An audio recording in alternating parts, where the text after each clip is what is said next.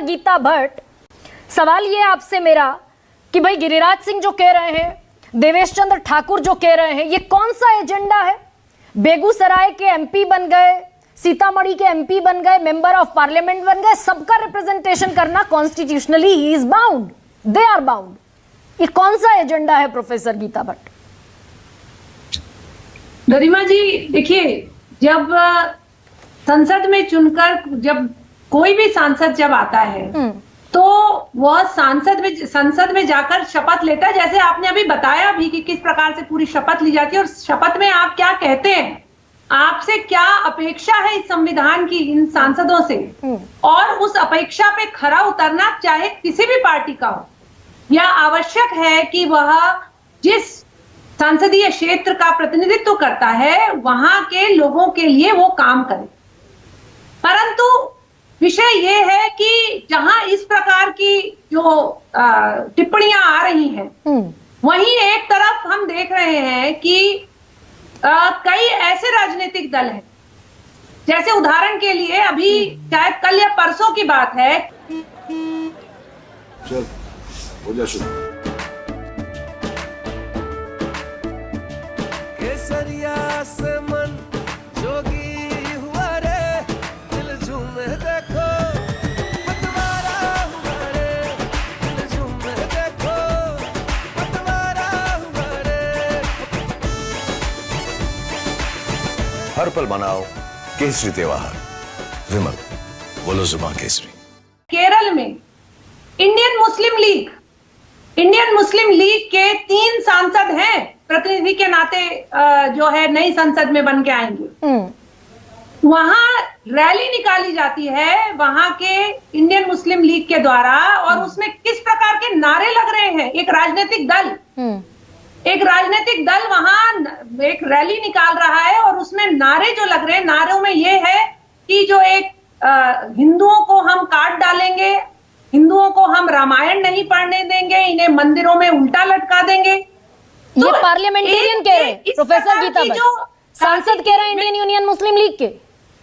इसके एक रैली निकली है जिसमें इस प्रकार के नारे लगे। नहीं, वो कौन लोग हैं? वो पब्लिक है, वो इंडियन यूनियन मुस्लिम लीग के सांसद हैं, पार्लियामेंटेरियन है, कौन है वो? ये पार्लियामेंटेरियन है कि नहीं है, लेकिन उस एक राजनीतिक दल की रैली में इस प्रकार के अगर नारे लग रहे हैं तो अपने आप में ये, मैं 2-3 बातें यहाँ कहनी चाहूंगी। जो जहां कोई भी हो एक्सट्रीम, चाहे किसी भी राजनीतिक दल का हो, ये अपने आप में हमारी जो संविधान की स्पिरिट है उसको डेंट कर रहा है। तो गिरिराज सिंह डेंट कर रहे हैं ना प्रोफेसर गीता भट्ट? मुझे बस अभी इतना बताइए प्रिसाइजली कि गिरिराज सिंह जो एक बार नहीं 1000 मर्तबा ये बात कहते हैं, is he damaging the spirit of constitution? क्या वो संविधान की मूल भावना को नुकसान पहुंचाते हैं? गिरिराज सिंह जब कहते हैं कि वो बेगूसराय के मुसलमानों के लिए काम नहीं करेंगे। देखिए, चाहे जो भी जितने भी समाज में रहने वाले किसी भी समुदाय जाति के लोग हैं, उनके लिए ये अपेक्षित है कि जो भी उस सांसदीय क्षेत्र से आता है वो उन सबका प्रतिनिधि और उन सबके लिए उसे काम करना चाहिए। परंतु आपके पास ऐसे भी उदाहरण दिखाई दे रहे हैं जब कांग्रेस के राहुल गांधी जी ने प्रधानमंत्री को जो है चुनौती, लेकिन प्रोफेसर गीता बस एक सेकंड, छोटा सा इंटरवेंशन है, समुदाय को उन्होंने जो है चोर कह दिया, ये भी एक उदाहरण है। मतलब नहीं, लेकिन प्रोफेसर गीता, क्या आपको लगता है कि जब आप सरकार में बैठे हैं, एक है ऑपोजिशन और एक है सरकार, स्टैब्लिशमेंट, जब सरकार में बैठे हैं, सरकार में मंत्री हैं, तो जिम्मेदारी ज्यादा बढ़ जाती है क्या? भाई नजीर पेश करने का काम आपका है ना, कॉन्स्टिट्यूशन को फॉलो करने का काम सबका है, 543 सांसदों का है। लेकिन केंद्रीय कैबिनेट की एक अपनी गरिमा, एक अपनी डिग्निटी, एक अपना रसूख है। कैबिनेट में बैठकर आप कहेंगे कि आप मुसलमानों का काम नहीं करेंगे? देखिए, हर समुदाय का काम करना, यह कोई भी मंत्रिमंडल हो उससे ये अपेक्षित है, इसमें कोई दो राय नहीं। परंतु आप जितने एक्सट्रीम है उन सबको जो है सबको संबोधित करने की आवश्यकता है। लेकिन ये एजेंडा बीजेपी का तो नहीं है ना प्रोफेसर? बताना चाहूंगी, 10 सेकंड दीजिएगा। एक सेकंड की एमपी अभी आपके एक सेकंड रुकिए। भाई, हमें कास्ट बीजेपी के ऊपर की कितनी पेरेंटल बात है? ऑर्गेनाइजेशन लेकिन आरएसएस religion के विषय में कोई बात नहीं। बिल्कुल केरला मैम। में हिंदुओं की पलायन की जो स्थिति है हाँ। उसके विषय में भी काश अगर वो कुछ बात कर पाती आपके साथ। हाँ। वहां पिछले कुछ वर्षों में तो कई बार इस तरह की चुनौतियां सामने आई हैं जब वहां जो हिंदू पॉपुलेशन है उसको जो है वो कई लोग वहां घर छोड़ के चले गए और इसको लेकर एनएचआरसी तक ने टिप्पणी करी है। नहीं, लेकिन प्रोफेसर गीता एक सेकेंड, सरकार अभी चुनकर आई है, अभी संसद का पहला सेशन हुआ नहीं, ताकीद की 10 जून को मोहन भागवत ने अहंकार ना पाले काम करे, वो ताकीद सुनी नहीं गई क्या नीचे तक? वो हिदायत देखिए, पहुंची नहीं क्या नीचे तक?